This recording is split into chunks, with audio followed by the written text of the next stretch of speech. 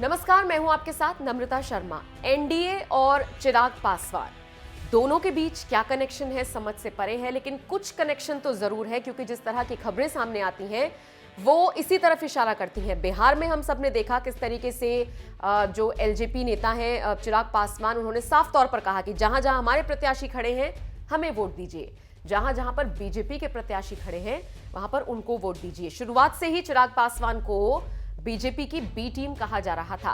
खबरें ये भी थी कि जो चिराग पासवान है उनकी पार्टी को खड़ा ही इसलिए किया गया था ताकि वो आरजेडी यानी कि तेजस्वी यादव वाली पार्टी के वोट काट सकें और इसका फायदा बीजेपी को हो सके। फिर यह भी कहा जाने लगा कि बीजेपी चाहती थी कि वो जेडीयू से भी आगे निकले, यानी कि नीतीश कुमार की पार्टी से भी आगे निकले और नीतीश कुमार की पार्टी के यानी कि जेडीयू के वोट्स काटने के लिए भी खड़ा किया गया था चिराग पासवान को। इन सब के बीच अब ऐलान तो हो ही चुका है एलजेपी की तरफ से कि असम में भी वो लड़ेंगे, पश्चिम बंगाल में भी वो लड़ेंगे और ये फिर इस तरफ इशारा कर रहा है कि क्या चिराग पासवान को एक बार फिर से इन दोनों राज्यों में इसलिए खड़ा किया जा रहा है ताकि बीजेपी को फायदा हो सके, ठीक उसी तरह जैसे कि बिहार में बीजेपी को फायदा हुआ और एनडीए की सरकार बनी। इन सब के बीच बजट पेश होने से पहले एनडीए की तरफ से एक बैठक बुलाई गई थी और उसमें चिराग पासवान को न्योता भेजा गया।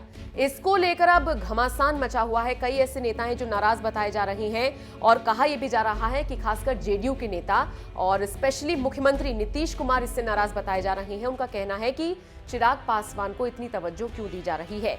नीतीश कुमार और बाकी जेडीयू नेताओं की बढ़ती नाराजगी को देखते हुए फिर एक मैसेज चिराग पासवान के पास भेजा गया और उनसे कहा गया कि गलती से आपको इन्विटेशन भेज दिया गया था और आप इस मीटिंग में शामिल नहीं हो रही हैं। अब सोचने वाली बात यह है कि क्या वाकई में इतना बड़ा फैसला इतनी बड़ी पार्टी की तरफ से ऐसे ही किया जा सकता है? कोई चुटकी बजाने का काम थोड़ी ही है। प्रॉपर चीजें उसके लिए मेंटेन की जाती हैं, टीम हायर की जाती है, फिर एक इन्विटेशन तैयार होता है, आपका नाम छपता है, फिर आपको इन्वाइट किया जाता है।